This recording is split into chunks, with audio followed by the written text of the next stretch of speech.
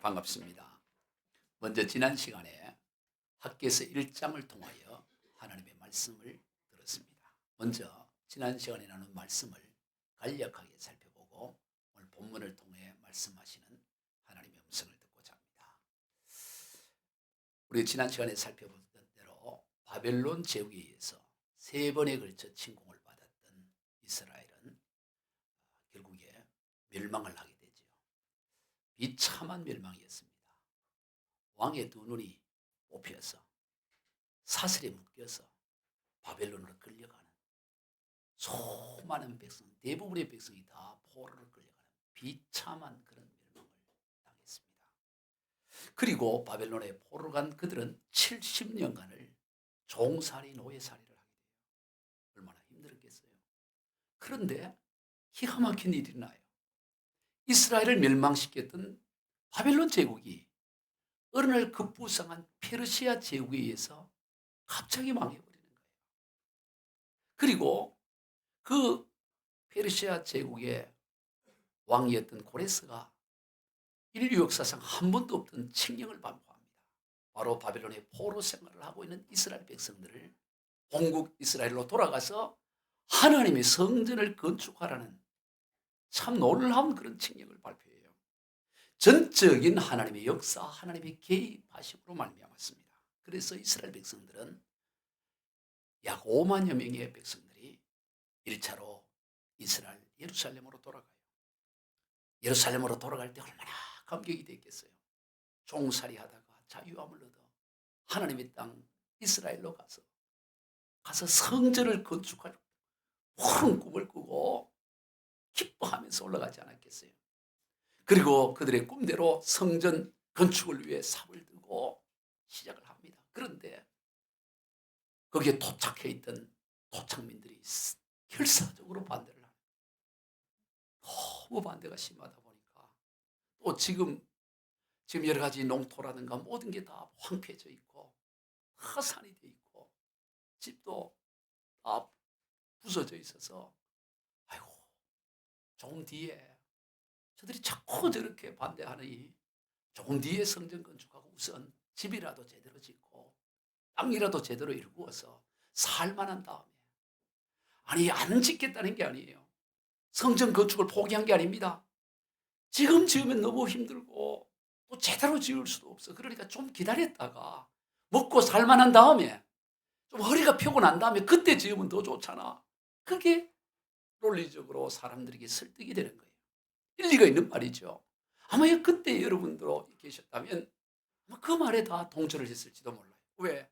지금 70년 만에 돌아온 땅은 완전히 황무지가 돼 있고 먹고 살기도 어려운데 성전 짓는 거 좋지만 또 저들이 저렇게 반대를 하니 아직은 때가 아닌 것 같으니 조금만 더 미루자고. 그렇게 하면서 한 해 한 해 미루는 거예요. 한 해 한 해 미루다 보니까 어느새 15년을 속절없이 흘러가고 있는 것입니다. 그랬을 때 하나님의 선지자인 이 학개를 통해서 하나님께서는 지금 당장 성전을 건축하라고, 당장 산에 가서 나무를 베어다가 성전을 건축하라고, 너희들이 지나온 세월을 돌아보라고, 한 해 한 해 미루었다고 좋아진 것이 있느냐? 더 어렵지 않느냐? 오늘 우리로 말하면 계속 카드 돌려막기 하고 계속 신용 불량자 되고 더 나은 게 뭐가 있냐? 지금 당장 하라고 하나님이 학개서를 통해 말씀해요. 너희들이 왜 그렇게 어려운지 알아? 너희들이 열심히 하려고 했지만 내가 다 불어버렸어. 우리 학개서 1장 9절 한번 읽어봅시다. 시작. 너희가 많은 것을 바랐으나 도리어 적었고 너희가 그것을 집으로 가져갔으나 내가 불어버렸느니라. 너희가 많은 걸 바르고 노력했지만 내가 불어버렸어. 그러니 안 돼. 세월 지나간다고 풍성해지질 않아. 지금 바로 시작해야 된다고 하는 거예요. 여러분, 아무리 많은 것을 바르고 아무리 애를 쓴들 하나님이 불어보시면 남는 것이 없는 인생이 돼요. 하나님이 모아주는 인생이 돼야 됩니다. 하나님이 다 모아주고 지켜줘야 돼요. 그리고 왜 하나님께서는 이스라엘 백성들을 불어버렸을까? 저들의 수고와 노력을 헛되게 불어버렸을까요? 그것은 바로 그들이 우선순위를 바꾸어놓았기 때문입니다. 아예 안 한다는 게 아니에요. 성전 건축한 그 꿈을 버린 게 아닙니다. 성전 건축하겠다는 겁니다. 그러나 지금은 아니라고 하면서 지금은 먹고 사는 일부터 해야 된다고 우선순위를 살짝 바꾼 거예요. 살짝. 오늘 우리는 오늘 우리에게 우선순위가 무엇인지를 바르게 깨닫고 그것을 순서를 바꾸어서 하나님의 뜻을 뒤로 미루는 그런 어리석음을 범하면 오늘 본문에서 그것을 학개서 1장에서 뭐냐면 너희들 우선순위 바꾸는 거 그걸 별거 아니라고 생각할지 모르지만 그거는 전대에 구멍이 뚫어지는 것 같아. 구멍 뚫어진 전대와 같은 거야. 바꾸면 안 되라는 거야. 너희들 말은 일리가 있어. 그러나 나는 진리를 따라가기를 원하지. 일리 있는 거 그거 따라가는 게 아니야. 여러분 늘 말씀을 드리지만 신앙생활은 오직 진리 따라가는 겁니다. 아멘. 일리 있는 말을 따라가는 게 아니 오직 진리. 진리를 대충 살짝 그거는 전대에 구멍이 뚫어지는 것 같아요. 똑똑한 것 같지만 구멍 뚫어진 전대. 우리 인생은 전대를 메꾸어야 됩니다. 전대부터 튼튼히 해야 돼요. 그렇지 않고 아무리 노력한들 구멍 나버리는데 그게 되겠어요? 오늘 우리 그리스도인들에게 전대가 있습니다. 오늘 저와 여러분의 인생을 담는 전대가 있습니다. 그것이 무엇입니까? 여러 관점에서 볼 수 있지만 가장 중요한 전대의 기초는 뭐냐? 하나님을 예배하는 것입니다. 아멘. 하나님을 예배하는 거. 천하 아무리 바쁘고 무슨 난리가 나고 뭐가 하더라도 하나님 예배하는 것을 내 인생의 가장 중요한 기초로 전대로 삼아야 돼요. 왜? 하나님은 저와 여러분을 하나님을 예배하는 인생으로 창조를 했기 때문에 여러분 예배하는 인생, 여러분 예배가 회복되면 모든 게 다 회복되어요. 여러분 모든 걸 다 뒤로 하고 예배가 회복되어지면 신기한 일이 일어나요. 왜?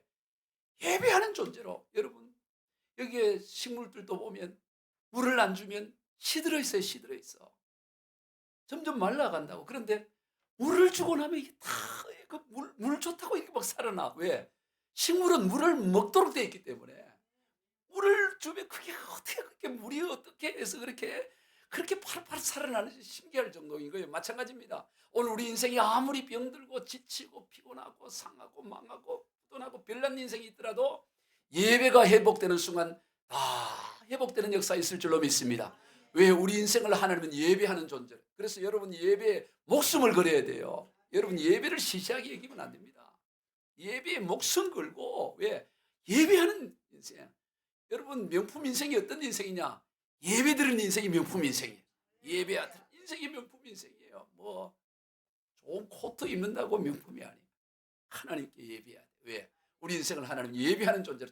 우리 잘 아는 이사야 43장 21절 이 백성은 내가 나를 위하여 지었나니 나를 찬송하게 하려 함이라. 시편 호흡이 있는 자마다 여호와를 찬양할지어다. 여러분 호흡이 있습니까? 살아있는 자 하나님을 찬양하네. 사람만 있다면 다 하나님을 찬양하는 게 뭐예요? 그게 예배예요. 하나님을 찬송하고 찬양한다는 게 바로 하나님을 예배하는 겁니다. 살아있는 자 숨을 쉬기만 하면 다 예배. 숨 쉬면 다 예배. 할렐루야. 그러면 다 살아나는 역사가 있는 것입니다. 그것이고 우리의 인생인 것입니다. 모든 인생 전대. 우리 인생의 가장 기본적인 전대는 뭐냐? 예배예요. 예배 드리는 거예요.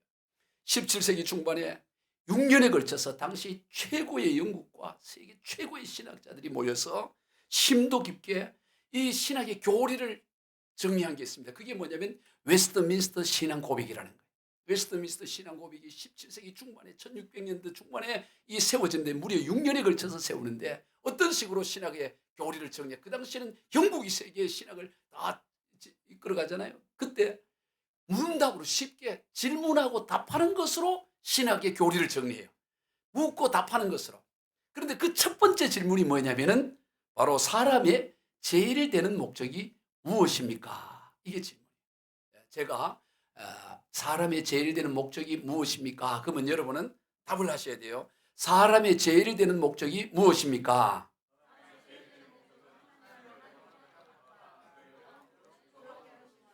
아이고 너무 잘했어요. 만점이야. A 플러스 A 플러스. 어떻게 그렇게 잘 알아요? 너무 잘하시네. 사람의 제일 되는 목적을 한 번 더 할게요. 사람의 제일 되는 목적이 무엇입니까?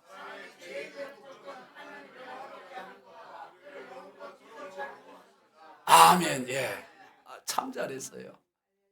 사람이 제일 되는 목적은 하나님을 영화롭게 하고 그를 영원토록 즐거워하는 거예요. 여러분 하나님을 영화롭게 하고 영원토록 그를 즐거워한다는 게 다른 게 아닙니다. 예배하는 것입니다. 사람이 제일 되는 목적이 뭐냐? 하나님을 영원토록 예배하는 거예요. 왜? 인생은 예배하는 존재로 창조이기 때문에 예배하는 것이 우리 인생의 제일 중요해요. 그리고 나만 예배하는 게 아닙니다.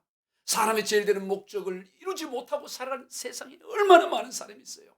사람의 제일 되는 목적을 이루지 못하고 엉뚱한 것에 인생을 허비하며 살아가는 그 수많은 사람들로 하여금 사람의 제일 되는 목적을 이루도록 하는 것, 그게 바로 전도고 선교예요. 같은 문화권에서 그것을 전하면 전도가 오르고 문화권이 다르면 선교가 되는 거 아니겠어요?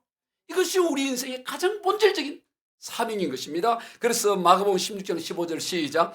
너희는 온 천하에 다니며 만민에게 복음을 전파하라. 예, 온풍기를 좀 꺼주세요. 하나님이 형님이 말이니까 덥네. 온천하에, 온천하가 어디 있어요? 온천하가 여러분이 발끝이 닿는 것이 온천하예요.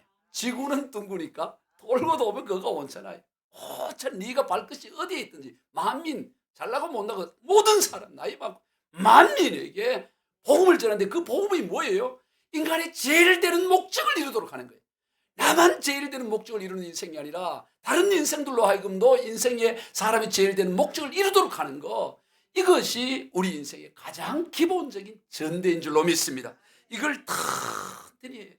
이 전대를 튼튼히 하면요, 신기한, 잃어버리지 않는, 늘 채워져요. 신기하게 나가는 게 없는, 채워지고 쌓여지는 역사가 일어나는 거예요. 아이고, 다 좋죠, 목사님. 예배하는 것도 좋고 전도하는 것도 좋고 선교하는 것도 좋지만 지금은 아직 안 돼요. 아이고, 제가 얼마나 바쁜지. 이제 애들이 이제 막 초등학교 돼 갖고요. 아이고, 이제 손주가 이제 막 태어나서 아이고, 할 일이 얼마나 많아. 조금 더 있다. 내가 안 하겠다는 거 아니에요. 안 하겠다. 내가 열심히 할게요. 열심히 안 해. 지금은 아니에요. 지금. 그러다 늙어 죽어요. 지금이에요. 지금. 할렐루야. 예? 반대로 생각해야 돼요. 지금 바빠요. 바쁘니까 더 전대를 튼튼히 하는 거야. 뭐 하니로 바빠. 전대 빠져나가니까 바쁘지. 구멍이 났으니까 바쁘지. 바쁘고, 예? 지금이 힘들수록 그럴수록 더 본질, 더 바쁘니까 더 예배하고 힘드니까 더 찬양하고. 할렐루야.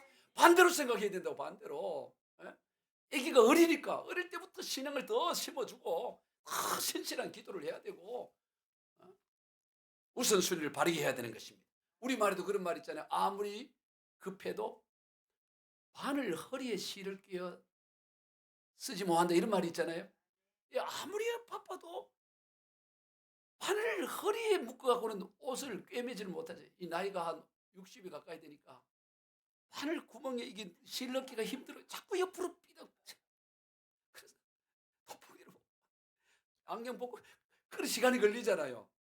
그러더라도 바늘 구멍에 실을 넣어가지고 옷을 꿰매야지. 에이, 뭐 그냥 긴 거 기는 묶자 이래갖고 되겠어요. 그러면 오히려 더 시간이 더 걸린다. 우선순위를 바르게 해요. 우선순위. 할렐루야. 우리 인생에 있어서 하나님을 예배하고 하나님을 전하는 일이 그 가장 전대를 튼튼하게 하는 거예요. 여러분, 오늘 우리가 예배드리는 이 시간이 여러분의 인생의 전대를 튼튼하게 하는 시간인 줄로 믿습니다. 빠져나갈 구멍을 다 막는 시간인 거예요. 여러분이 열심히 한다고 인생이 되는 게 아닙니다. 빠져나가지 말아야지. 새어나가지 말아야지. 오늘 본문에서 선지 학개가 바로 그것을 목이 터지라고 외치는 거예요. 너희들 열심히 했잖아. 수고했지. 그러나 남은 게 뭐가 있어? 더 어렵잖아. 사실 갈수록 더 어렵잖아. 하나님이 다 풀어버린 거야. 바르게 해야 돼. 너 한 인생 돌아봐. 정말 돌아보니까 그렇거든. 남는 게 없다. 그러니까 그 백성들이 어떻게 돼요? 맞아, 우리가 잘못 생각했는데. 그러면서 어떤 일이 납니까? 오늘 14절 같이 봅니다. 시작. 여호와께서 살디엘의 아들 유다 총독 스룹바벨의 마음과 여호사닥의 아들 대지상 여호수아의 마음과 남은 모든 백성의 마음을 감동시키시며 그들이 와서 만군의 여호와 그들의 하나님의 전공사를 하였으니. 마음이 감동되는 거예요. 맞아. 그래서 마음이 감동되니까 그래, 우리가 한번 하나님의 성전을 건축하자고 일어서는 거예요. 여러분, 하나님이 일을 하실 때는 언제나 우리에게 마음에 감동을 주셔요. 그 감동을 줄 때 내가 아멘하고 받아들이면 그 다음 단계에 놀라운 역사가 일어나는 거예요. 저들이 예루살렘으로 올라갈 때 감동이 있었습니다. 그래, 이 놀랍게 어떻게 우리가 도무지 해방될 수 없는 일이 기가 막힌 하나님의 역사로 우리가 해방됐으니 가서 성전을 건축하자고 마음에 감동이 있었어요. 그런데 막상 어려움이 닥치니까 그 감동을 식혀버리고 순종하지 않았다가 15년 허송세월 보내는 거예요. 근데 오늘 본문에서 어떻게 합니까? 저들이 지난 15년의 세월을 교훈 삼아서 돌아보니 그 마음의 감동을 소멸한다고 되어지는 게 아니고 지금 주는 이 감동을 우리가 다시 하자고 시작을 하니까 결국에는 성전을 건축하는 것을 보게 된다는 것입니다. 인생이라는 것은 하나님의 그 감동을 받아서 순종하게 되면 놀라운 그 다음 단계가 일어나는 거예요. 근데 많은 인생이 감동만 받고 그 다음 순종의 역사를 하지 않으니까 그 다음 예비된 하나님의 역사를 보지를 못하는 거예요. 여러분, 하나님의 감동이 올 때 순종하고 발을 내딛기를 바랍니다. 발을 내딛으면 그 다음 단계가, 순종하고 발을 내딛어야 그 다음 단계 하나님의 역사를 보게 되는 거예요. 오늘 본문에서 말하는 게 학개서 2장 19절 시작. 곡식 종자가 아직도 창고에 있느냐? 포도나무, 무화과나무, 석류나무, 감람나무의 열매가 맺지 못하였느니라. 그러나 오늘부터는 내가 너희에게 복을 주리라. 한번 따라 봅시다. 그러나 오늘부터는 내가 너희에게 복을 주리라. 아멘. 예, 오늘부터. 여러분, 오늘 또 이 시간 동일한 감동입니다. 학계에서는 남의 이야기하는 게 아닙니다. 오늘 목사를 통해서 선포되는 이 메시지가 학계의 외침과 같은 거예요.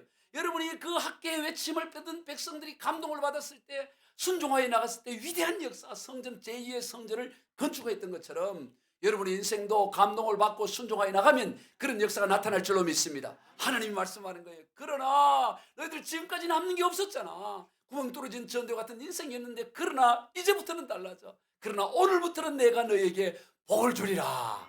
오늘이 여러분의 그날이 되기를 주의 이름으로 축복합니다. 그래, 내 인생도 오직 하나님 예배하고 복음 전하고 여기에 내 인생을 올인할 거야. 이렇게 던지면 하나님이 약속해요. 오늘부터 너 인생 달라져. 그러나 오늘부터 내가 너에게 복을 줄 거야. 그 약속, 전대가 튼튼해질 거야. 약속하는 것입니다. 할렐루야. 그게 우리의 인생인 것이에요. 여러분, 인생의 열매를 맺기 위해서는 하나님께서 복을 주셔야 되는 것입니다. 여러분, 사람의 수고와 노력만으로 가능하지 않아요. 아니, 사람의 수고와 노력조차도 하나님의 은혜가 있어야만 가능한 거예요. 내가 내 힘으로 하는 것 같지만 그 힘도 어디서 나와요? 하나님이 허락하지 않으면 우리 인생이 할 수가 없어요. 우리 머리에 혈관 하나 틀어지면 말도 제대로 못 한다고요. 말도. 예? 여러분, 우리 최고의 요즘 강사 중에 김문옥이라는 강사가 그 치매가 걸렸다는 게 나오더라고요. 치매. 얼마나 그 TV에서 웃기고 재밌게 최고. 그럼 강사 한번 모시려면 최소 1시간 1,000만 원 이상을 들여야 이 강사를 모셔요. 그보다 더 나은 사람 있는데 그 사람들이 몰라서 그러는 거예요. 그 사람 어디 방배동 어디 구석에 있긴 한데, 그런데 그런 사람, 그런데 그런 사람이 뭘 하느냐? 치매가 걸렸다는 거야. 치매가 50인데 이제 50 됐나요? 이제 젊은 친구가. 여러분, 인생이 뭔 웃기고 그런다고 되는 게 아니야. 아무리 재능이 있고 아무리 최고의 강사에도 뇌에 하나 문제 생기면 기억이 나질 않아요. 기억. 뭐 하는 거예요? 오직 하나님의 은혜인 줄로 믿습니다.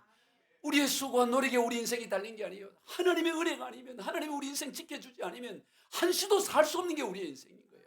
그래서 시편 120편 7편 1절 2절 읽어봅니다. 시작. 여호와께서 집을 세우지 아니하시면 세우는 자의 수고가 헛되며 여호와께서 성을 지키지 아니하시면 파수꾼에 끼어 있음이 헛되도다. 너희가 일찍 일어나고 늦게 누우며 수고의 떡을 먹음이 헛되도다. 그러므로 여호와께서 그의 사랑하시는 자에게는 잠을 주시는도다. 여러분, 새벽에 일찍 일어나고 늦게 눕는다고 인생이 풍성한 게 아닙니다. 물론 열심히 해야죠.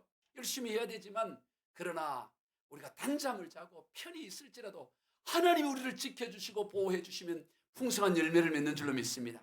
그래야 되지 않겠어요? 잠 잘 것 쭉 자고 단잠 자고 또 할 일 하고, 그런데도 인생이 풍성한 게 좋아요. 쎄 빠진다는 좀 그렇고, 하여튼 열심히 막 했는데도 남는 게 없으면 어떻게 돼? 별나게 특별히 하지 않고 그냥 하라는 대로 아침 해 뜨면 일하고 저녁 잠 뭐 설렁설렁 했는데도 풍성한 인생이 되기를 축복합니다. 왜냐하면 여호와께서 집을 지켜주시고 여호와께서 세워주실 때 그런 역사가 나타날 줄로 믿습니다. 모든 것이 하나님 손에 달려있어요. 그걸 믿어야 돼요. 이걸 정말 내 인생 하나님께 달렸다. 뭐 인사권사에게 달린 게 아니다. 내 인생이 하나님 손에 달렸다. 내가 열심히 하는 게 내 인생이 달린 게 아니고, 그조차도 하나님이 주셔야 되고, 하나님이 지혜도 주시고 건강도 주시고 모든 것이 내 인생에 달렸다고 믿는 인생, 그 인생은 여유있게 풍성한 인생이 될 줄로 믿습니다. 시골에 보면 요즘 이제 김장하잖아요. 다들 집에 김장하셨죠. 김장할 때 보면 배추가 얼마나 단단하고 맛있느냐에 따라 그 김장의 맛이 결정되어지잖아요. 그런데 여러분, 이 가을 김장할 때 그 배추가 그렇게 김장이 되어서 맛있는 김치가 되기 위해서는 그게 농부의 헌신과 노력만으로 되는 게 아니에요. 물론 일찍이 모종을 내서 심고 또 그 잡초도 뽑고 여러 가지 또 거름도 주고 이래야 되지만 그런다고 해서 다 가을에 풍성한 열매를 거두는 게 아니에요. 결정적인 역할이 뭐냐? 날씨가 좋아야 돼. 날씨가 너무 뜨거워다. 너무 뜨거우면 녹아. 그리고 너무 비가 많이 와도 안 돼. 적당한 비와 적당한 더위가 있어야 되고요. 모든 게 가만히 보면 서리가 와버리면 끝나버려요. 서리가 오면 서리가 와도 안 되고 이게 대부분이 보면 다 그것은 사람의 영역을 벗어나요. 하나님의 은혜로 주어지네. 하나님의 여러분 좋은 오늘 매년마다 풍년이 되고 이게 그 결정적으로 어디에 있어요?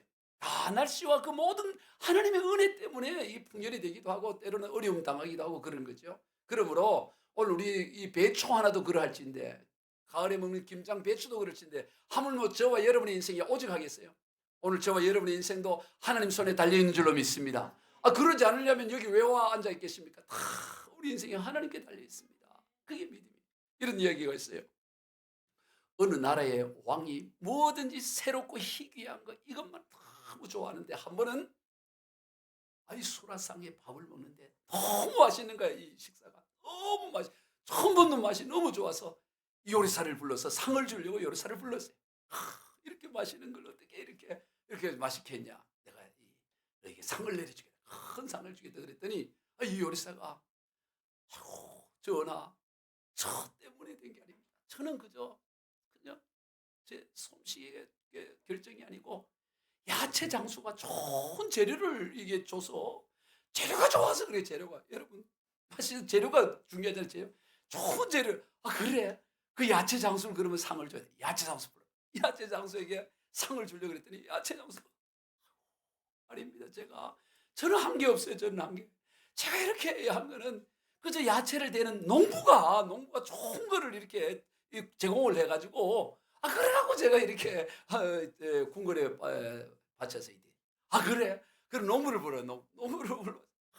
어떻게 이렇게 해서 이게 맛있게 했냐 이렇게. 농부가 뭐라 그러냐면 전하 제가 한 건 없어요. 저는 그 물 한 폭이 뭐도 내가 할 수 있는 게 없어요.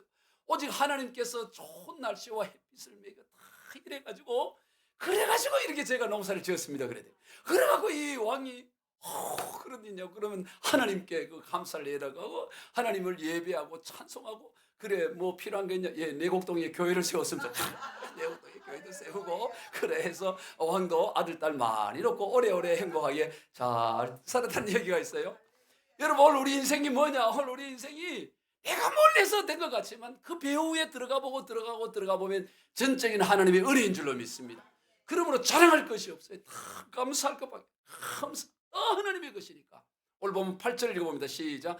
은도 내 것이요 금도 내 것이라 만군의 여호와의 말이니라. 모든 게 다 하나님의 것이에요.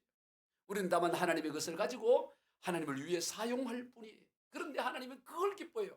다 하나님 것인데 사실은 다 하나님이 주신 것 갖고 하는데 그걸 하나님 앞에 드렸다고 해서 하나님 그거 보고 기뻐하는 거예요. 이게 뭐 같으냐면 마치 아이들이 유치원이나 초등학교 다닐 때 어버이날 같을 때 보면 애들이 그 자기가 삐뚤삐뚤로 엄마 아빠 감사해요 이렇게 쓰잖아요. 글씨도 보면 이게 다 삐뚤삐뚤해요. 선물도 보면 뭐 사오잖아요. 근데 그게 다 어디예요? 그게 다 부모로부터 나오는 거 아니에요. 부모로부터. 그리고 글씨가 삐뚤삐뚤하고 상관없어요. 그 아이의 마음 때문에 다 부모가 주는 건 돈으로 그걸로 선물을 사와도 다 그냥 기쁘게 보다 너무 좋다 행복하고 이런다 이 말이에요. 하나님이 꼭 그래요. 하나님이 오늘 저와 여러분이 사실 하나님 앞에 드린다는 뭐를 드린 게 있어요? 헌금한다 그거 다 하나님 것이죠. 헌신한다 다 하나님의 것이죠. 다 하나님 것 갖고 하나님 앞에 드리지만 하나님은 그걸 기뻐하는 거예요. 그래 너무 기쁘구나. 할렐루야. 하나님은 우리의 마음을 보시고 우리의 헌신을 보시고 그거로 나는 충분해. 그게 좋아. 다 내 거 아니냐. 은과 금이 그게 뭐가 중요해. 다 내 건데 얼마나 은과 금으로 화려하게 지었냐. 나는 그거 보질 않아. 너희의 마음이 내기는 귀해. 그런다 이 말이야. 오늘 본문 9절 한번 읽어봅니다. 시작. 이 성전의 나중 영광이 이전 영광보다 크리라. 만군의 여호와의 말이라. 내가 이곳에 평강을 주리라. 만군의 여호와의 말이라. 여기서 놀라운 말씀을 해요.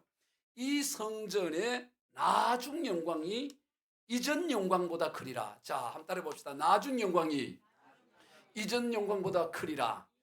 여러분, 저와 여러분의 하나님은 언제나 나중의 것을 이전보다 더 크게 하시는 하나님. 언제나 더 좋게 해주세요. 언제나 더 좋게. 그저께보다는 어제, 어제보다는 오늘, 오늘보다는 내일, 내일보다는 모레, 모레보다는 글피. 점점 더 좋게. 할렐루야.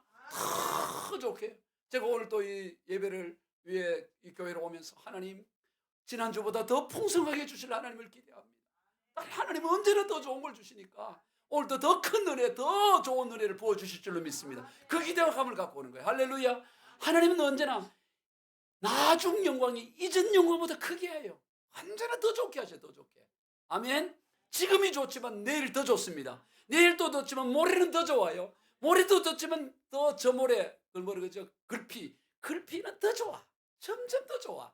왜냐면 하나님은 풍성한 하나님이기 때문에. 할렐루야. 그래서 여기서 보면 이 성전의 나중 영광이 이전 영광보다 크다고 말해요. 근데 이것을 인간적인 시각으로 보면 이해가 되지 않는 말이에요.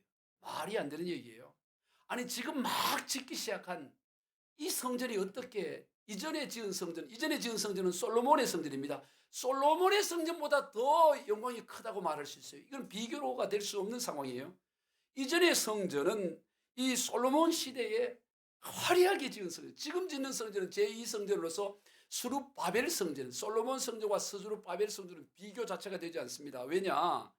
그 솔로몬 시대의 이 성전은 이 선왕이었던 다윗이 다 준비를 했고 거기에다가 솔로몬이 보태갖고 짓다 보니까 이 규모가 어마어마한 거예요. 예? 그리고 그 주변에 두로왕 히람이 적극적으로 도와주고 레바논에서 자는 백향목, 잣나무, 그리고 벌목꾼들, 뭐 금속, 조제자 다 붙어갖고 짓는 거예요. 우리 한번 보도록 하겠어요. 열왕기상 5장 13절로 10절을 봅니다. 시작. 이에 솔로몬 왕이 온 이스라엘 가운데서 역군을 불러일으키니 그 역군의 수가 3만 명이라. 솔로몬이 그들을 한 달에 10,000명씩 번갈아 레바논으로 보내매 그들이 한 달은 레바논에 있고 두 달은 집에 있으며 아도니람은 감독이 되었고 솔로몬에게 또 짐꾼이 7만 명이요 산에서 돌을 뜨는 자가 8만 명이며 이 외에 그 사역을 감독하는 관리가 3,300명이라. 그들이 일하는 백성을 거느렸더라. 제가 너무 빨리 읽었나요? 예. 보세요. 그 사람이 얼마나 많이 성전의 건축에 참여하느냐. 사내가 벌목한 레바논의 그 백향목 벌목하는 벌목꾼이 3만 명이야. 여러분 사내가 나무 성전 짓기 위해서 나무 벌목하는 사람이 3만 명이에요. 그리고 거기에다가 그 벌목한 것을 운반하는 사람이 7만 명이야. 놀라지도 않으시네. 자, 산에 가서 각을 떠야 될 거 아니에요. 돌을 뜨는 사람이 몇만 명? 8만 명이야. 그럼 지금까지 몇만 명이에요? 자, 벌목하는 사람 3만 명, 운반하는 사람 7만 명, 돌 뜨는 사람 8만 명, 몇만 명? 18만 명이에요. 거기에다가 작업반장이죠, 작업반장. 예? 작업반장을 뭐라 그러죠? 예, 3,300명이 작업반장이야. 와, 어마어마한 인원이 성전 건축에 참여를 해요. 이스라엘이 가장 번성할 때 지은 성전입니다. 그런데 이 성전에 들어간 그 금이 얼마나 많이 가느냐 보니까 역대상 22장 14절을 보세요. 시작. 내가 환난 중에 여호와의 성전을 위하여 급 10만 달란트와 은 100만 달란트와 녹과 철을 그 무게를 달 수 없을 만큼 심히 많이 준비하였고 또 제목과 돌을 준비하였으나 너는 더할 것이며. 이 솔로몬에게 다윗이 내가 너 성전 지으러 금을 10만 달란트, 은을 100만 달란트 준비해. 여러분 한 달란트가 무게가 얼마냐면 34kg예요. 그러면 이 금값이 얼마인가? 저는 이런 거 나오면 계산하는 게 좋아요. 그 계산하기 재밌더라고요. 여러분 금 10만 달란트는 오늘 우리 돈으로 얼마가 될까 제가 자료를 찾아보고 계산을 해봤어요. 그러려면 금 시세를 알아야 되죠. 그래서 금 시세를 들어가 봤더니 골든바 1kg, 골든바 1kg가 얼마냐 보니까 현재 시세로 8,500만 원이에요. 예, 여러분 있으면 팔아요. 8,500. 골든바 1kg짜리 골든바가 하나가 1kg가 8,500만 원이야. 물론 더 비싼 데 있으면 그거 팔고 일단 여기 보니까 8,500만 원이야. 그런데 그러려면 어떻게 해야 돼요? 금 10만 달란트니까 한 달란트가 34kg라고. 그러면 10만 달란트는 몇 킬로냐? 34 곱하기 10만이니까 얼마 돼요? 예, 엄청나요. 어쨌든 엄청나. 그러니까 계산하기 어렵네. 1달란트가 34kg. 근데 이게 10만 달란트야. 그러면 34kg 곱하기 10만 하면 예, 어쨌든 34에다가 동그라미 여러 개 킬로그램이에요. 커. 네? 그런데 1kg이 8,500만이야. 그러면 여기에다가 또 8,500만을 곱해야 돼. 그럼 얼마 나와요? 한번 여러분 계산해 보세요. 자, 34 곱하기 10만. 그러면 340만 킬로그램. 금이 340만. 340만 곱하기 8,500만 원. 그럼 얼마 대충 나오냐면 놀랄 준비하세요. 289조 9천억. 놀라 그냥 웃고 치우네. 자, 다시 들어봐요. 289조라고 289만 원도 아니고 289조 9조 9천만 원. 금값만. 그다음에 금이 10만 달러, 은이 100만 달란트야. 그 은이 얼마인지 모르겠어. 뭐 은은 필요 없어. 금만 나더라도 300조 가까이 돼. 300조가. 이게 어마어마한 거예요. 금이. 예? 그런데 이전에 솔로몬 시대 성전이 그랬다고요. 금으로. 그런데 하나님은 뭐냐? 지금 이거 지금 나무 꺾어가고 나무 빼가고 지금 짓고 있는 이 스룹바벨 성전은 거기에 비하면 한 귀퉁이도 안 돼요. 아무것도 안 돼. 그런데 하나님 뭐라고 해요? 이전에 솔로몬 성전보다 지금 성전의 영광이 더 크다고 말하는 거예요. 이게 어떻게 가능하냐 이 말이에요. 자, 우리 3절 읽어봅시다. 시작. 너희 가운데 남아있는 자 중에서 이 성전의 이전 영광을 본 자가 있느냐? 이제 이것이 너희에게 어떻게 보이느냐? 이것이 너희 눈에 보잘것없지 않냐? 지금 보면 이게 보잘것없는 거야. 보잘것. 예루살렘 예전에 솔로몬 성전과 비하면 지금 이거는 성전이라도 할 수도 없어. 보잘것. 에스라에서 보면 그걸 보고 노인들이 울어요. 과거의 영광과 이거 보면 너무 초라하니까. 그런데 하나님의 표현은 뭐냐? 과거 솔로몬 시대 성전은 안에 법궤도 있고 다 있었어요. 근데 지금은 그것도 없어. 다 유실돼 버리고. 그런데도 불구하고 하나님은 이전의 나중 영광이 이전 영광보다 크다. 지금 이것이 과거보다 더 크다고 말해요. 왜 그럴까요? 여러분, 하나님의 성전은 은과 금이 얼마나 화려하게 있는 게 아니다 이 말이죠. 금도 내 것이요 은도 내 것입니다. 어차피 하나님의 것이야. 하나님의 것을 갖고 지었는데 그게 과거가 더 금이 더 많이 들었다고 영광이 더 크고 지금은 나무라고 해서 덜 영광이 큰 게 아니다. 금도 내 것이 은도 내 것이야. 뭐냐? 지금의 영광이 왜 더 크냐? 하나님은 언제나 과거보다 현재보다 미래 점점 더 크게 더 놀라운 영광을 부어주시는 게 하나님의 뜻이다 이 말이에요. 하나님이 함께 하신다는 거예요. 더 크게 분명하게. 자, 4절 읽어봅시다. 그 이유에 대해서. 그러나 여호와가 이르노라 스룹바벨아 스스로 굳세게 할지어다. 여호사닥의 아들 대장 여호수아야 스스로 굳세게 할지어다. 여호와의 말이나 이 땅 모든 백성아 스스로 굳세게 하여 일할지어다. 내가 너희와 함께하노라. 만군의 여호와의 말. 중요한 것은 뭐냐? 내가 너희와 함께하노라. 얘들아, 얼마나 돈을 많이 들어 화려하게 지었냐가 영광이 있는 게 아니야. 내가 얼마나 너희와 함께하느냐, 얼마나 더 풍성하게 너와 함께하느냐가 그 영광을 드러내는 거예요. 하나님은 역사 가운데서 점점 더 선명하고 더 분명하게, 우리 주님 다시 오실 때까지 하나님은 이 땅 가운데서 더 선명하게 하나님의 영광을 드러내는 줄로 믿습니다.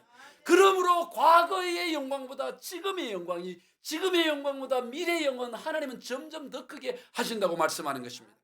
5절 다 읽어봅시다. 시작. 너희가 애굽에서 나올 때 내가 너희와 언약한 말과 나의 영이 계속하여 너희 가운데 머물러 있나니 너희는 두려워하지 말지니라. 내가 너희와 늘 함께하고 있어. 더 선명하게 너희 가운데 일을 함께 하시겠다고 말씀하는 것입니다. 그러니 외관적으로 봤을 때는 이 스룹바벨 성전이 별것 아니고 보잘것없는 것 같지만 그렇지 않다고 주님 말해요. 이전에 솔로몬의 성전보다 지금의 그 스룹바벨 시대에 지는 이 성전의 영광이 더 크다고 말했습니다. 그러면 오늘 이 시대는 오죽하겠냐 이 말이에요. 오늘 이 시대. 자, 성전의 시대가 보면 솔로몬 시대 제1성전이 있어요. 제2성전은 스룹바벨, 이제 막 귀환을 해서 스룹바벨, 총독 스룹바벨을 중심으로 세워진 이 BC 516년부터 완전히 파괴될 때까지 570년까지, 나중에 또 AD 1세기경에 헤롯이 성전을 짓기는 하죠. 그런 확정한 일이에요. 제2성전. 그리고 지금은 어느 시대냐? 제3성전 시대. 지금 여러분, 지금 제3성전이 어디 있어요? 3성전이 어디 있습니까? 예루살렘에 있습니까? 어디에 제3성전이 있어요? 자, 제1성전보다 제2성전이 더 영광이 있고 더 커요. 그러면 제3성전은 그보다 훨씬 더 큽니다. 그 제3성전이 어디에 있느냐? 우리 한번 읽어보도록 하겠습니다. 고린도전서 3장 16절과 6장 1절입니다. 시작. 너희는 너희가 하나님의 성전인 것과 하나님의 성령이 너희 안에 계시는 것을 알지 못하느냐? 고린도후서 6장 1절. 우리는 살아계신 하나님의 성전이라. 이와 같이 하나님께서 이르시되 내가 그들 가운데 거하며 두루 행하여 나는 그들의 하나님이 되고 그들은 나의 백성이 되리라. 오늘 저와 여러분이 하나님의 제3성전인 줄로 믿습니다. 저와 여러분을 하나님은 성전 삼으시고 하나님의 영이 거하시는 거예요. 그러므로 솔로몬 성전 금만 해도 약 300조에 대한 그거보다 스룹바벨 성전은 더 크고 그거보다 오늘 저와 여러분의 성전은 비교할 수 없을 정도로 크다 이 말이에요. 이걸 믿음으로 취해야 돼요. 이걸 취해야 돼요. 여러분 우리 몸이 얼마나 귀해요.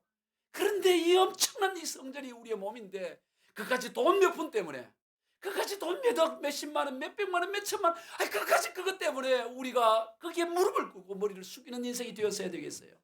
그까지 뭐라고 이 땅에 먹고 사는 거 뭐 좀 덜 먹어도 되는 거지. 그것 때문에 내 자존심을 버리고 하나님을 모른 척하고 그냥 믿는지 믿지 않는지 그냥 애매하게 그래 살아서 되겠냐 이 말이에요. 오늘 우리의 가치가 얼마나 굉장한데.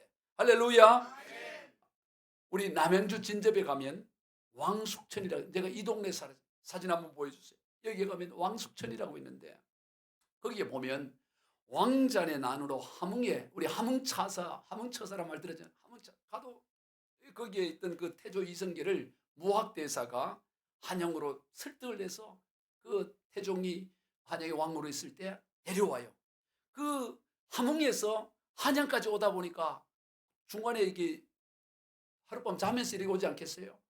그래서 하룻밤을 거기 잡니다. 근데 하루만 잔 게 아니고 그 가까이 한양까지 저 진접에 왔어도 8일간 잠을 자. 8일간 거기 머물러 있다가요. 왕이라는 게 금방금방 행차하는 게 아니죠. 거기를 뭐라 그러냐? 팔야리라 그래. 팔야. 앞면 한번 띄워주세요. 팔야리. 팔야리가 뭐냐면 왕이 이성계가 8일간 거기에서 사당에서 팔야리야. 그래서 거기 팔야리가 있는데 제가 저 동네에 산 적이 있어요. 그런데 거기에 흐르는 강이 있어요. 강. 그 강을 그 다음 장 보면 왕숙천의 왕. 왕이 잠을 잤다 이거야. 왕이 그 근처에서 잠을 잤다 해서 그 강 이름이 뭐라고요? 왕수천이라고 불려요. 왕수천. 이것은 어디에서 보냐? 포천의 그 소오름에서부터 시작해서 남양주 진접을 거쳐서 한양으로 들어오는 구리를 지나 한양으로 들어오는 게 이게 왕수천이에요. 왕수천인데 여기에 왜 왕수천이냐? 왕이 잠잤다고 왕수천 강 이름을. 왕이 그 강가에 잔 게 아니라고. 왕이 팔야리에 예를 가버렸다고 팔야리.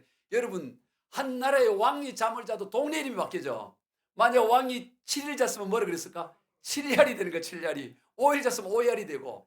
그러니까 왕이 그 잤다고 8일 잤다고 8야리가 되고 거기 왕이 자는 그곳에 강이 지나갔다고 해서 왕이 잠자는 곳에 지나 왕수천 잘 숙자라고 왕이 잠을 잔 천이라고 해서 왕수천이에요. 여러분 한 나라의 왕이 잠을 자도 마을 이름이 지어진다고요. 우리 제 고향에 보면 경상북도 안동군 예안면 태곡동 여기 태곡동 태곡 왜 태곡이냐 전설이에요. 전설. 이 공민왕이 피난을 와서 거기서 애를 낳았는데 애 태를 거기 묻었다 그래가지고 태곡이야. 거기 보면 태봉이라고 있어. 태봉 애 태를. 근데 태봉이 한꺼번에 동네마다 태봉이 다 있어. 그 어디다 묻은지 어떻게 알아? 그러니까 뭐 왕이 태를 묻어나면 태봉이 되고 왕이 잠을 잤다고 왕수천 팔려이 돼. 한 나라의 왕이 지나가도 그렇다고. 그런데 만왕의 왕 되신 하나님이 저와 여러분을 성전 삼아 우리 가운데 거하시다면 얼마나 굉장하겠냐 이 말이에요. 아니 우리 인생이 그런 자존감이 있어야지. 할렐루야. 아니 좀 뭐 부족하다고 해서 뭐 그렇게 기죽을 이유가 뭐가 있어요. 하나님이 우리를 성전 삼아 우리 안에 거하고 계시는데. 할렐루야. 그래서 오늘 본문에서 뭐라 그러냐. 좀 마음을 스스로 굳세게 해. 스스로. 뭐 과거 솔로몬 성전하고 지금 비교하지 그런 생각하지 말고 너 마음을 굳세게 해. 굳세게. 이전의 영광이 지금의 영광이 나중 영광이 더 커. 자 우리 4절 다시 봅니다. 시작. 그러므로 여호와가 이르노라 스룹바벨아 스스로 굳세게 할지어다. 여호와의 사닥의 아들 대장 여호수아야 스스로 굳세게 할지어다. 여호와의 말이니라. 이 땅 모든 백성아 스스로 굳세게 하여 일할지어다. 내가 너희와 함께하노라. 만군의 여호와의 말이니라. 스스로 굳세게 하기를 주의 이름으로 축복합니다. 세상 평가 기준이 아니에요. 뭐 가진 것도 얼마 뭔 상관이 있어. 얼마 있다 다 놓고 가는데 스스로 굳세게 하시기 바래. 뭐 사람 비교하고 뭐 비교해서 주를 이룰 거 하나도 없다고. 하나님의 성전으로 우리가 살아가고 하나님의 영이 저와 여러분 가운데 세상의 기준이 아닙니다. 이전의 나중 영광이 이전 영광은 풀이다 크다. 하나님 언제나 더 좋은 거다. 어제보다는 오늘이 더 좋고요. 오늘보다는 내일이 더 좋아요. 아멘. 믿은 거야. 내일보다는 모레가 더 좋고 모레보다는 글피가 더 좋고 올해보다는 내년이 2023년보다는 2024년이 언제나 하나님은 더 좋게 하신다 이 말이에요. 하나님은 좋으신 하나님, 더 좋게 하신 하나님. 그러므로 남의 평가가 중요하지 않아요. 오늘 저와 여러분이 얼마나 귀한 존재인지 알아요. 요한복음 14장에 보면 예수님이 이런 얘기합니다. 한 번 얘기하는 게 아니고 내가 정말로 정말 진실로 참 너희에게 말하는데 나를 믿는 자는 내가 하는 일을 그도 할 것이요 또한 그보다 큰 일도 할 것이다. 여러분 오늘 저와 여러분은 예수님 시대에 했던 일보다 더 큰 일을 한다는 거예요. 이거 주님의 말씀이에요. 물론 우리가 하는 게 아닙니다. 너희가 내 이름으로 무엇을 구하든지 내가 행하리니 이는 아버지로 하여금 아들로 말미암아 영광을 받. 내가 너를 통해 할 거야. 내가 예수님 시대에 했던 그거보다 내가 한 것보다도 너는 더 큰 일을 왜? 내가 너를 통해 아버지의 영광을 드러내게 더 큰 일을 할 거야. 내 이름으로 무엇인지 내게 구하면 내가 행하리라. 이 요한복음 14장 12절부터 14절에 주님은 점점 더 큰 일을 할 거라고 말하는 거예요. 오늘 저와 여러분은 점점 더 큰 일을 할 줄로 믿습니다. 지금 한국교회가 어렵다고 그런 소리 듣지 말아요. 한국교회는 앞으로 더 놀라운 일을 하게 될 것입니다. 다시 오실 주님의 날이 가까워지니까 한국교회는 다시 더 일어나게 될 것이고 우리 새세민교회를 비롯하여 한국교회는 다시 더 일어날 것이라고 우리가 믿음으로 선포하고 나가면 반드시 그렇게 할 줄로 믿습니다. 저는 기대가 되어져요. 하나님 앞으로 어떻게 할 것인가. 예? 하나님의 역사. 하나님은 언제나 대역전을 일으키는 하나님 아니에요. 저와 여러분을 통해 대역전을 새롭게 일하시는 하나님의 역사를 기대하셔야 됩니다. 예수님이 그런 얘기합니다. 여러분 인류 역사상 예수님으로부터 가장 큰 칭찬을 받은 사람이 누구냐? 세례 요한이에요. 세례 요한 마태복음 11장 11절을 봅니다. 시작. 내가 진실로 너에게 말하노니 여자가 낳은 자 중에 세례 요한보다 큰 이가 일어남이 없도다. 그러나 천국에서는 극히 작은 자도 그보다 크리라. 여러분 세상에 이보다 큰 칭찬을 어디 받겠습니까? 여자가 낳지 않은 자가 누가 있어요? 다 여자로부터 낳잖아요. 근데 예수님은 여자가 낳은 자 중에 세례 요한보다 큰 자가 없어. 세례 요한이 가장 커. 그런데 얘들아 천국에서는 세례 요한보다 작은 자가 없어. 가장 작은 자도 세례 요한보다 더 크다. 이게 뭔 말일까요?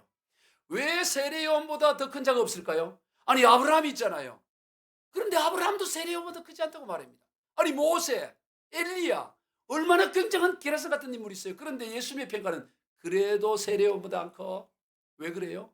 세례 요한은 근본 하나님의 본체이신 예수님을 구약시대 마지막 인물로 경험한 거예요. 예수님을 경험했다. 다 아브라함이든 모세든 엘리야든 다 예수님 그림자로 이해를 했어요. 그림자. 그런데 세례 요한은 직접 경험을 했다 이 말이죠. 그러니까 세례 요한만큼 큰 자가 없어요. 그러나 예수님 이후의 복음 시대 그 이유는 가장 작은 자도 세례 요한보다 크다는 거예요. 이 말은 뭔 말이에요? 오늘 저와 여러분은 가장 부족한 자도 세례 요한보다 크다고 주님이 말씀하십니다. 아이고 무슨 소리예요? 나 같은 인간이 무슨 세례 요한보다 커요? 아니 세례 요한은 아브라함보다 더 큰데? 아니야. 너희는 세례 요한보다 더 커. 왜? 오늘 저와 여러분 예수님의 사역을 다 알잖아요. 성경을 통해 다 깨닫게 되고 성령의 역사를 경험하게 되고 세례 요한이 그림자처럼 발뜨어서 우리는 더 생생하게 우리가 보고 있다 이 말이에요. 별로 감동을 안 하시는데 여러분 이거에 대한 자존감이 있어야 돼요. 따라해 봅시다. 나는 세례 요한보다 더 큰 자입니다. 아멘. 더 크다 이 말이에요. 우리가 더 복음을 예수 복음을 더 경험했기 때문에 더 가장 작은 자도 세례 요한보다 크다는 거예요. 왜? 세례 요한이 경험하지 못한 걸 우리가 다 경험하고 있다 이 말이죠. 세례 요한이 알 수 없었던 거. 예수님의 공생의 사역 우리는 너무나 잘 알고 있고 다시 오실 주님의 길을 우리가 예비하고 있기 때문에 그렇게 큰 존재라는 거예요. 그래서 하나님은 언제나 뭘 하느냐? 점점 더 크게 점점 더 좋게. 이게 우리를 향한 하나님의 뜻인 줄로 믿습니다. 그러므로 오늘 우리 남이 뭐라고 하든 상관없이 하나님의 평가를 언제나 기준으로 삼으며 담대하게 큰 자로서 더 큰 영광을 가진 자로 살아가야 될 줄로 믿어요. 여러분 다윗이 언제부터 이스라엘의 왕으로 살았을까요? 다윗이 왕위에 사울이 죽고 나서 등극이 되고 난 다음에 왕 같은 삶을 살았을까요? 그렇지 않습니다. 사무엘 선지자로부터 기름 부음을 받을 때부터 이미 다윗은 왕과 같은 삶을 살아간 거예요. 기름 부음을 받을 때부터. 그래서 그의 삶은 그 이후로부터 이스라엘의 왕다운 삶을 살아가요. 지금 블레셋 사람 골리앗이 하나님을 조롱하고 비웃고 그럴 때 다윗은 왕처럼 나가서 때려잡는다고. 기름 부음 받는 그 순간부터 다윗은 왕과 같은 삶을 살아가는 거예요. 여러분 요셉이 언제부터 시대적인 인물이 됐을까요? 애굽 나라의 총리가 될 때부터 된 게 아닙니다. 하나님으로부터 꿈을 꿀 때부터 11별과 해와 달이 그에게 절을 하고 곡식단이 절하는 그때부터 이미 다윗은 이 모세는 요셉은 시대적인 인물을 살아가는 감옥에 가서도 그 기쁨을 잃어버리지 않는다고. 종살이 하면서도 그 기쁨을 잃지 않아. 이미 그 꿈이 그에게 가슴에 와닿았고 그런 이미 시대적 인물로 살아갔다 이 말이에요. 오늘 저와 여러분도 마찬가지예요. 오늘 언제부터 우리가 하나님의 자녀의 권세를 누립니까? 그래도 어느 정도 벌고 난 다음에 어느 정도 뭐 가지고 난 다음에가 아닙니다. 오늘 저와 여러분 이미 예수 그리스도를 주로 믿고 그 순간부터 우리는 이미 하나님의 자녀가 된 줄로 믿습니다. 하나님의 자녀의 권세가 있는 거예요. 우리 한번 요한복음 1장 12절 읽어봅시다. 시작. 영접하는 자 곧 그 이름을 믿는 자들에게는 하나님의 자녀가 되는 권세를 주셨으니, 오늘 저와 여러분 이미 하나님의 자녀의 권세가 있는 줄로 믿습니다. 좀 더 시간이 지난 뒤에, 몇 년 지난 뒤에 내 성품이 좀 더 좋아진 뒤에 그때가 아니다 이 말이에요. 오늘 우리가 예수를 믿으면 그 순간부터 하나님의 자녀가 되고 하나님의 자녀로서의 권세가 있다라고 말씀하네요. 그러므로 하나님의 자녀다운 삶을 살아가시기를 주의 이름으로 축복합니다. 믿음이 좋은 사람하고 비교할 것도 없어요. 아유, 저분하고 아무 상관없습니다. 여러분, 금방 교통경찰관이 되었어도, 교통경찰관이 되면 순경이 금방 됐는데도 그 권세를 얼마든지 사용할 수 있어요. 8톤 트럭 교통위반하면 불러갖고 이리 와, 이리 와. 그래가지고 번칙금 그냥 할 수 있어. 금방 교통경찰이 됐어. 근데 이 금방 교통경찰이 어제 자기도 교통위반해갖고 딱지 끊었어. 근데 부르려고 그러고 보니까 나도 어제 딱지 끊었는데 내가 뭔 자격으로 불러. 에이, 그냥 통과. 그럼 되겠어? 그럼 나쁜 교통경찰관이야. 자기가 어제 자기도 번칙금을 해서 교통걸 끌어도 오늘 나는 부를 수가 있어요. 너 이리 와, 이리 와. 8돈이고 30이 다 와. 딱지 이거 4만 원. 이게 다 끊을 수가 있다고. 왜? 권세가 있기 때문에. 자기 수준과 상관이 없는 거예요. 교통경찰이 뭐 어제 음주를 했든 뭐 아무 상관이 없어. 자기에게는 지금 범칙을 도의할 권세가 있다고. 법을 위반하면 불러가 호랑이 불러가고 딱지 끊으면 돼. 누구도 그 시비를 못 걸어요. 오늘 저와 여러분도 그런 줄로 믿습니다. 오늘 저와 여러분은 하나님의 자녀가 되었다. 예수 그리스도를 영접함으로 하나님의 자녀가 되었기 때문에 내 수준과 상관없이 하나님의 자녀로의 권세를 살아가게 되고, 어제보다 오늘보다 내일보다 모레 글피 더 좋은 인생이 되고, 이 나중의 영광이 이전 영광보다 크게 하시다는 하나님의 약속이 있는 것입니다. 그러므로 우리가 굳세게 마음을 먹어야 될 줄로 믿습니다. 흔들리지 않고 굳세게 계속해서 마음을 굳세게 하라고 오늘 약속하고 있는 거예요. 우리 모두 그리하여 승리할 수 있는 저와 여러분이 다 되시길 주 예수 그리스도 이름으로 축복합니다. 기도하겠습니다. 하나님 아버지 감사합니다. 오늘 우리를 이렇게 놀라운 하나님의 자녀로서의 권세, 하나님 솔로몬의 성전의 영광도 말로 닿을 수 없이 큰데 수르바벨 시대의 성전은 더하다 하셨는데, 지금 오늘 우리를 성전 삼고 계시는 이 세3전 세3의 성전 시대, 이 시대야말로 말로 닿을 수 없이 참으로 큰 영광이 우리에게 있는 줄로 믿습니다. 우리의 수준 여와 상관없이 이 놀라운 하나님의 영광을 누리는 권세 있는 삶이 되게 하여 주시옵소서. 흔들리지 않고 더욱 마음을 굳게 하여 이 험한 세상 가운데 이 담대한 믿음으로 승리하는 우리 모든 교우들 되도록 주여 축복하여 주시옵소서. 예수님의 이름으로 축복하며 기도하옵나이다. 아멘.